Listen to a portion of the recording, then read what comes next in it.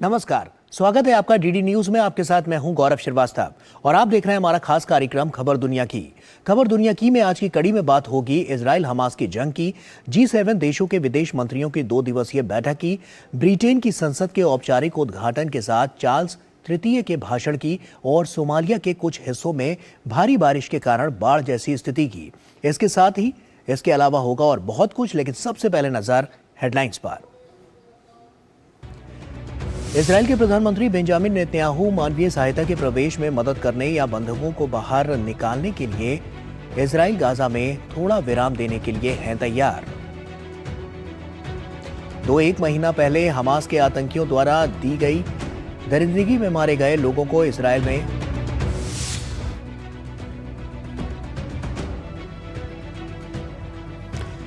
एक महीना पहले हमास के आतंकियों द्वारा की गई दरिंदगी में मारे गए लोगों को इजराइल में मौन रखकर दी गई श्रद्धांजलि।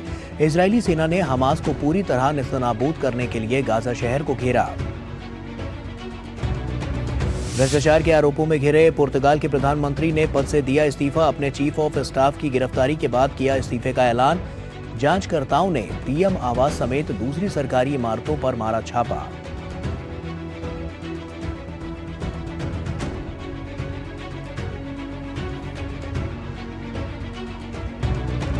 चिली के राष्ट्रपति तानाशाही युग के संविधान को बदलने के दूसरे प्रस्ताव पर जनमत संग्रह का किया आह्वान। संविधान को बदलने का पहला प्रयास हुआ था विफल।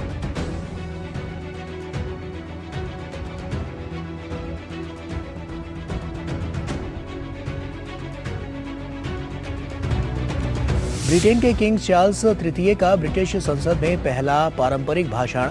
70 से अधिक सालों में यह पहला मौका है जब किसी राजा ने संसद को किया संबोधित। चार्ल्स ने इजराइल पर हुए आतंकी हमले की निंदा।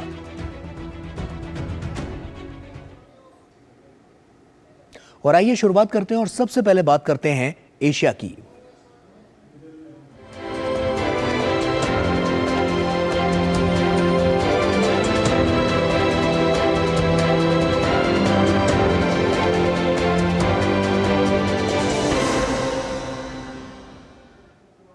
हमास और इजराइल में भीषण जंग जारी है। इजराइल गाजा पट्टी में लगातार हमास के ठिकानों पर हवाई और जमीनी हमले कर रहा है। ताज़ा घटनाक्रम में इजरायली सेना ने गाजा स्थित हमास के हेडक्वार्टर को चारों तरफ से घेर लिया और आईडीएफ ने उसके टॉप कमांडर वाइल असेफा को मार गिराया है। ऐसे में इजराइल का कहना है कि यह अभियान संपन्न होने के बाद वो गाजा का सुरक्षा नियंत्रण अपने हाथ में लेगा ताकि हमास वहां फिर से न पनप सके।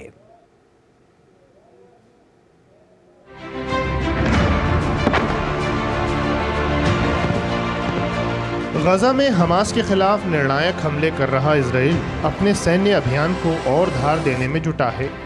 इजरायली सेना समुद्र, हवा और जमीन से लगातार हमले कर रही है।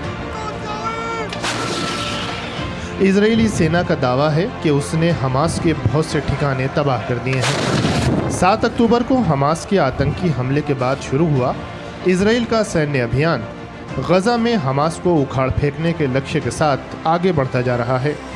इजराइल का कहना है कि अभियान संपन्न होने के बाद वो गाजा का सुरक्षा नियंत्रण अपने हाथ में लेगा ताकि हमास वहां फिर से न पनप सके। इजराइल एक अनिश्चित समय सीमा के लिए गाजा का सुरक्षा नियंत्रण अपने पास रखेगा। हमें पता है कि जब यह नियंत्रण हमारे पास नहीं था तो क्या हुआ था। जब हमारे पास सुरक्षा नियंत्रण नहीं था तो हमने हमास के आतंक की एक ऐसी उछाल देखी जो अकल्पनीय थी। इजरायली सेना ने इजराइल गाजा सीमा से गाजा के समुद्र तट तक मोर्चा बना लिया है। इसके बाद गाजा पट्टी उत्तरी और दक्षिणी 2 हिस्सों में विभाजित है। उत्तरी गाजा को हमास का गढ़ माना जाता है। ऐसे में आम लोगों को दक्षिण की ओर चले जाने को कहा जा रहा है। संयुक्त राष्ट्र की एक निगरानी संस्था के अनुसार सोमवार को लगभग 5000 लोग उत्तर से दक्षिणी हिस्से की तरफ चले गए हैं। इजरायली सेना ने इसके लिए कुछ देर के लिए मानवीय गलियारा खोल दिया था। हमलों से सड़कें ध्वस्त होने की वजह से लोग पैदल ही दक्षिणी हिस्से की तरफ बढ़ते देखे गए।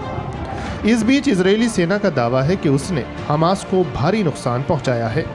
हम 1 महीने से युद्ध में हैं। हम हमास को गंभीर नुकसान पहुंचा रहे हैं। हमास के नेतृत्व को भी नुकसान पहुंचा रहे हैं। आतंकवादियों को भी निशाना बना रहे हैं। गजा के अलग अलग हिस्सों में इसराइल के हवाई हमले जारी हैं। गजा के देर अल बलाह में एक इमारत हमले का निशाना बनी। इसराइल ने अस्पताल के सौर ऊर्जा संयंत्र को जानबूझकर निशाना बनाने के आरोपों को खारिज किया है। जिस तरह से हमास मानवीय सुविधाओं का अपने लिए उपयोग करता है और जिस तरह से हमास मानवीय सुविधाओं से ऊर्जा का उपयोग आतंकवादी बुनियादी ढांचे के लिए करता है, हमें उसका पता है और हम इसे नष्ट कर देंगे। गजा में ज़मीनी सैन्य अभियान को आगे बढ़ा रही इजरायली सेना के लिए अतिरिक्त मदद लगातार भेजी जा रही है। इजराइल की सेना ने गजा में दाखिल हो रही अतिरिक्त सैन्य सहायता का वीडियो जारी किया है। इजराइल का कहना है कि उसके गोला बारूद और हथियारों से लदे ट्रक रोजाना गजा पट्टी पहुंच रहे हैं। उधर इजराइल पर हमास के मिसाइल हमले भी लगातार जारी हैं।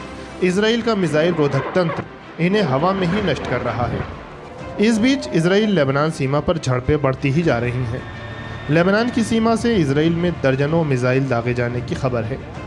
हमास के लेबनान स्थित सैन्य समूह ने लेबनान से इजराइल के नाहुरिया शहर और दक्षिणी हाइफा की ओर दर्जनों रॉकेट दागे जाने का दावा किया। वहीं इजराइल की सेना ने लेबनान की सीमा से उत्तरी इजराइल में 1 घंटे के अंदर 30 रॉकेट दागे जाने की पुष्टि की। इजराइल का कहना है कि उसकी सेना इन हमलों का करारा जवाब दे रही है। और वहीं 7 अक्टूबर को हमास ने इजराइल के दक्षिणी हिस्से पर आतंकी हमला कर 200 से ज्यादा लोगों को बंधक बना लिया था। 1 महीने का समय बीत जाने के बाद बंधकों को लेकर कोई जानकारी नहीं है।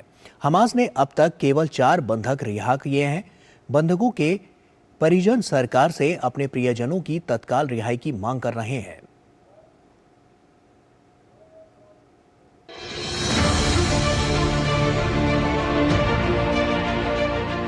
ठीक 1 महीने पहले 7 अक्टूबर 2023 को इजराइल के लोग त्योहार के जश्न में डूबे हुए थे, लेकिन इंसानियत के दुश्मन निहत्थे लोगों पर बेरहमी से टूट पड़े।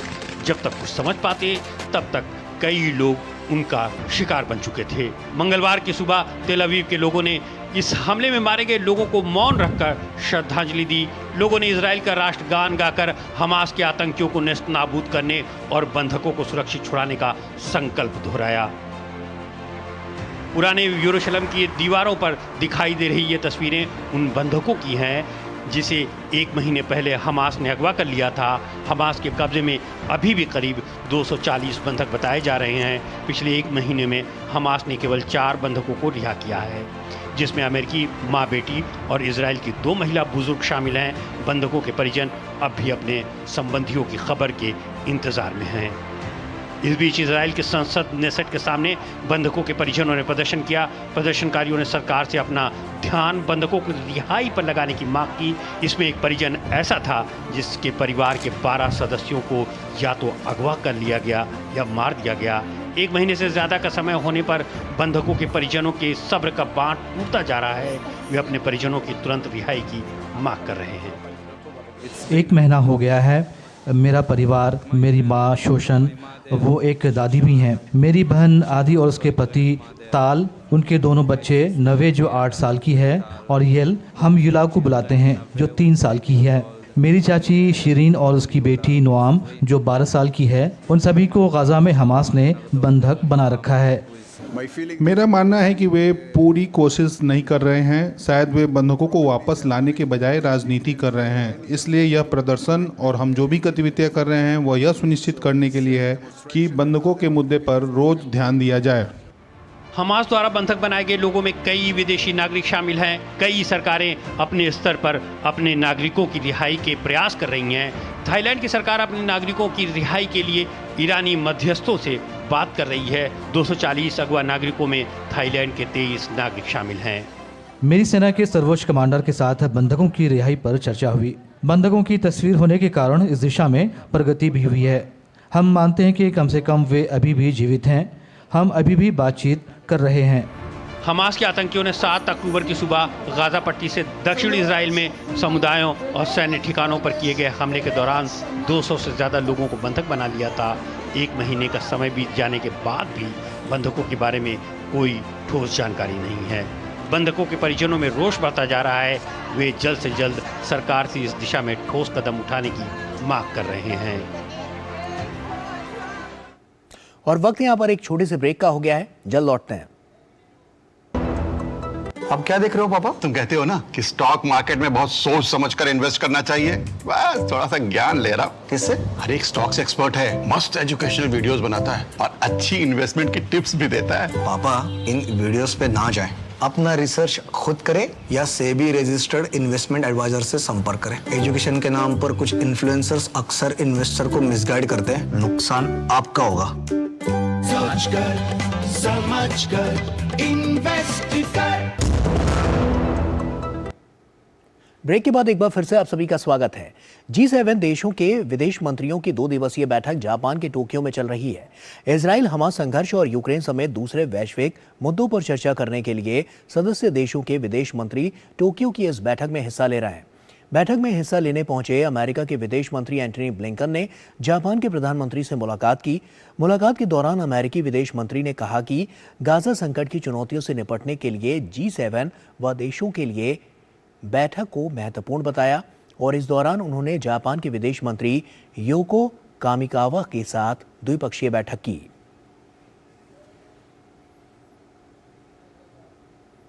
और बांग्लादेश की नेशनलिस्ट पार्टी समेत कई विपक्षी दलों ने बुधवार से देश भर में 48 घंटे के बाद का आह्वान किया है। इस बंद का मकसद सरकार पर पद छोड़ने और प्रशासन द्वारा अगला चुनाव गैर पक्षपातपूर्ण तरीके से कराने का दबाव बनाना है। बीएनपी के संयुक्त सचिव ने बताया कि ये देशव्यापी बुधवार सुबह 6 बजे से शुक्रवार सुबह 6 बजे तक जारी रहेगा। गौरतलब है कि पिछले सप्ताह विपक्ष के 3 दिवसीय देशव्यापी नाकेबंदी की वजह से झड़पों और वाहनों को जलाने और तोड़फोड़ करने की व्यापक घटनाएं सामने आई थीं। इस घटना में लगभग 4 लोगों की मौत हो गई और दर्जनों से अधिक वाहनों को आग लगा दी गई। स्थिति से निपटने के लिए सुरक्षा बल सड़कों और राजमार्गों पर गश्त कर रहे हैं। देश भर में बीजीबी की कुल 228 प्लाटून तैनात की गई है। और विदेश मंत्री डॉक्टर एस जयशंकर ने नई दिल्ली में मलेशिया के विदेश मंत्री जामरी अब्दुल कादिर से मुलाकात की। बाद में दोनों ही नेता 6ठी संयुक्त आयोग की बैठक में शामिल हुए। बैठक में राजनीतिक, रक्षा और सुरक्षा, व्यापार और वित्त, स्वास्थ्य, ऊर्जा, शिक्षा, समुद्री सहयोग, संस्कृति, पर्यटन और लोगों से लोगों के सहयोग पर प्रगति की समीक्षा की गई। साथ ही इंडो पैसिफिक, आसियान, पश्चिम एशिया और अन्य क्षेत्रीय और वैश्विक मुद्दों पर भी दृष्टिकोण साझा किया। और आइए अब बात करते हैं यूरोप की।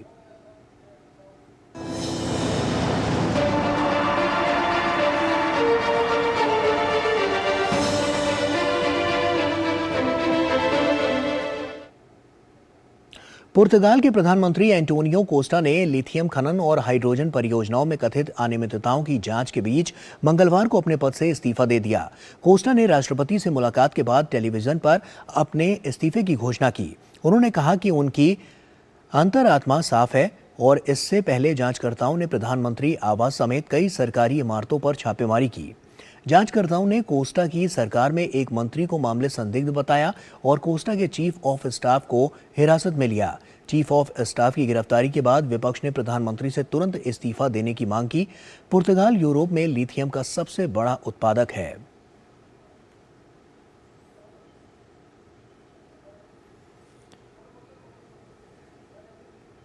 और वहीं ब्रिटेन की संसद के औपचारिक उद्घाटन के साथ ही एक राजा के रूप में चार्ल्स तृतीय ने अपना पहला भाषण दिया। एक राजा के तौर पर चार्ल्स तृतीय का ये भाषण 70 साल से ज्यादा समय से पहली बार हुआ है। इसके साथ ही 2025 में होने वाले आम चुनाव से पहले सुनक सरकार की विधायी योजनाओं की समीक्षा के साथ औपचारिक रूप से ब्रिटेन की संसद का उन्होंने उद्घाटन किया।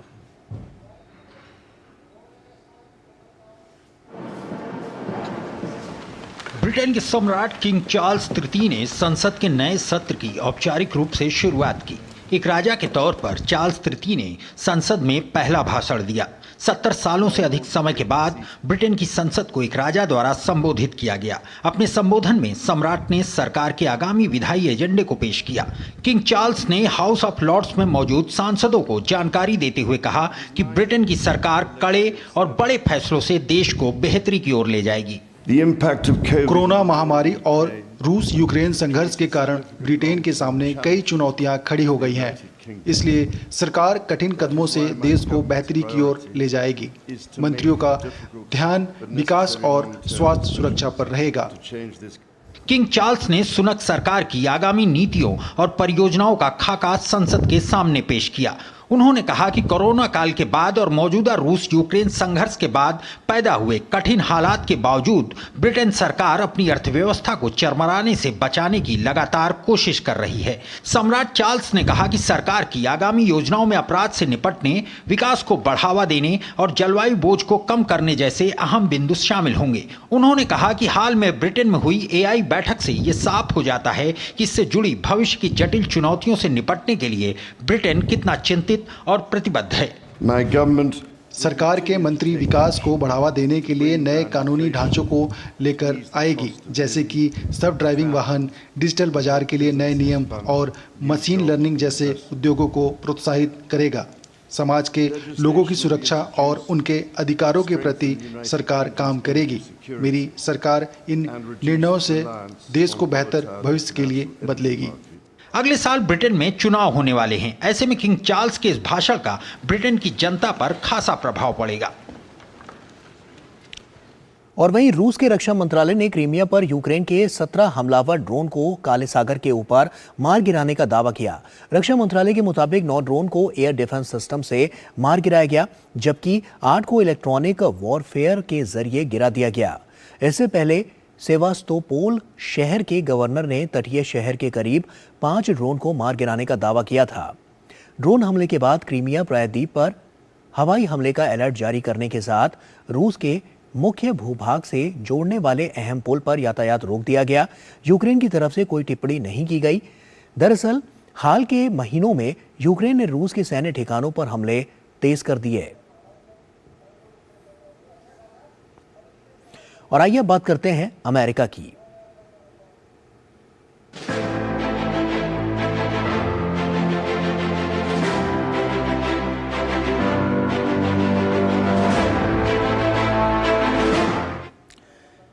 चिली ने अपने मौजूदा संविधान को बदलने का अब दूसरा प्रयास शुरू किया है। इस संविधान का गठन चिली के तानाशाह ऑगस्टो पिनोशे चिली ने 1980 में किया था।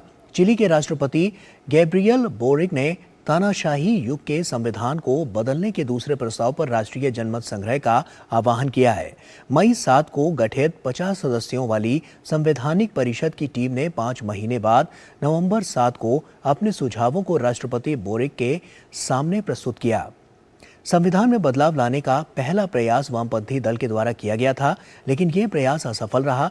सितंबर 2022 में पहली बार इस प्रस्ताव पर देश ने वोटिंग की और 62% देशवासियों ने इसके खिलाफ वोट किया। साल भर के भीतर लाए इस प्रस्ताव को अगर जनता की मंजूरी नहीं मिलती है तो चिली में उनके तानाशाह द्वारा लाया गया संविधान ही लागू रहेगा। और बात अफ्रीका की।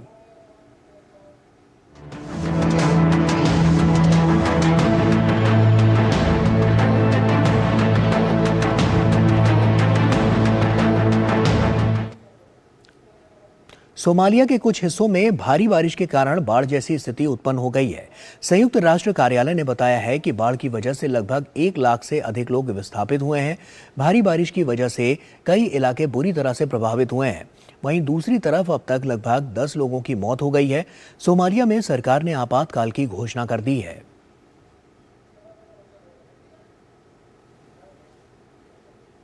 और वक्त यहाँ एक छोटे से ब्रेक का है, जल्द लौटते हैं।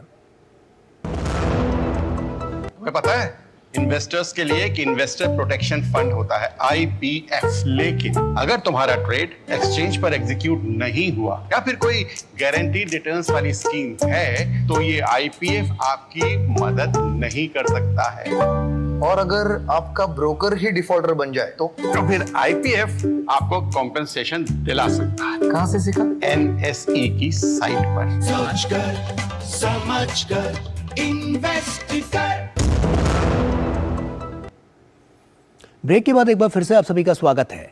विज्ञान की दुनिया में आए दिन कोई ना कोई प्रयोग होते रहते हैं जो भविष्य के लिए काफी उपयोगी और कारगर साबित होते हुए नजर भी आते हैं।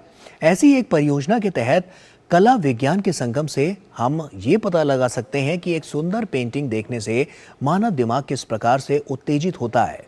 विंसेंट वेन गोह की गैलरी में लगी तस्वीरों में ऐसी क्या है खासियत, आइए देखते हैं।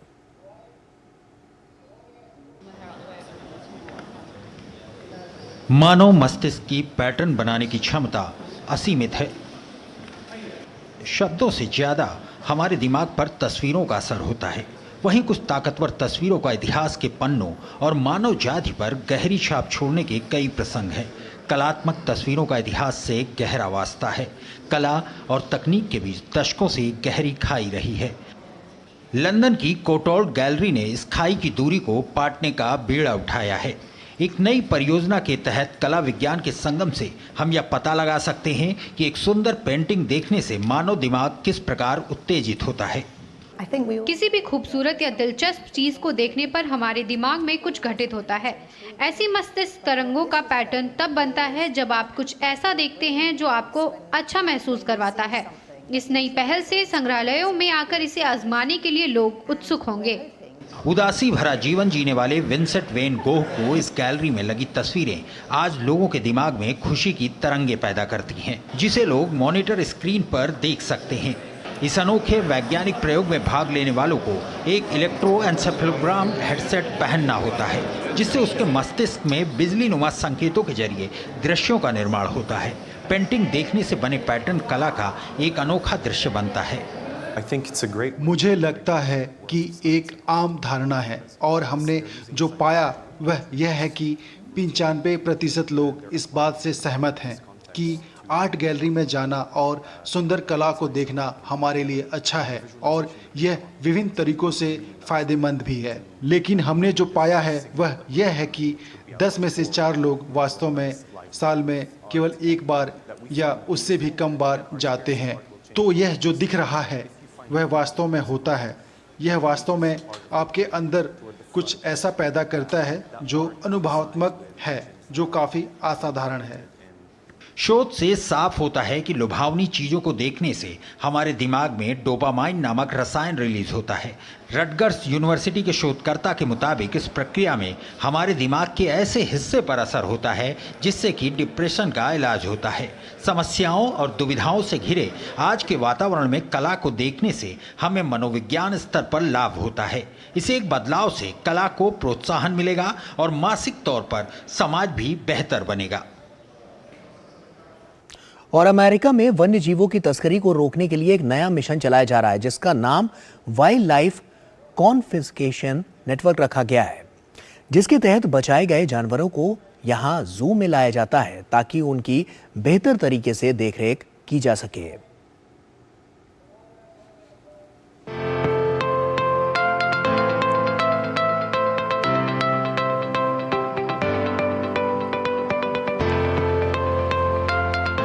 लॉस एंजल्स के चिड़ियाघर में इन जानवरों को अवैध वन्यजीव तस्करी व्यापार से बचाकर लाया गया है।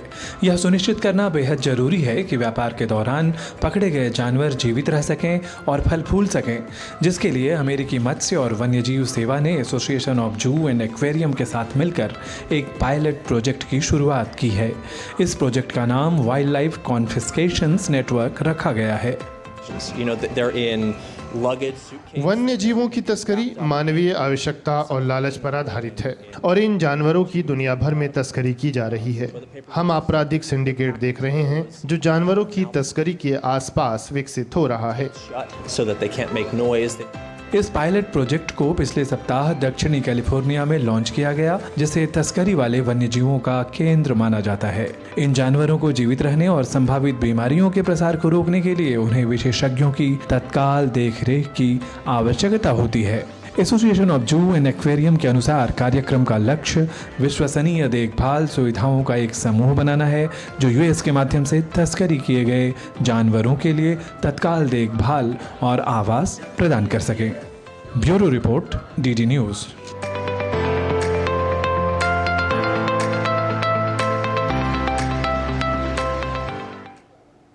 और इसी के साथ फिलहाल इतना ही। हमें दीजिए इजाजत। नमस्कार।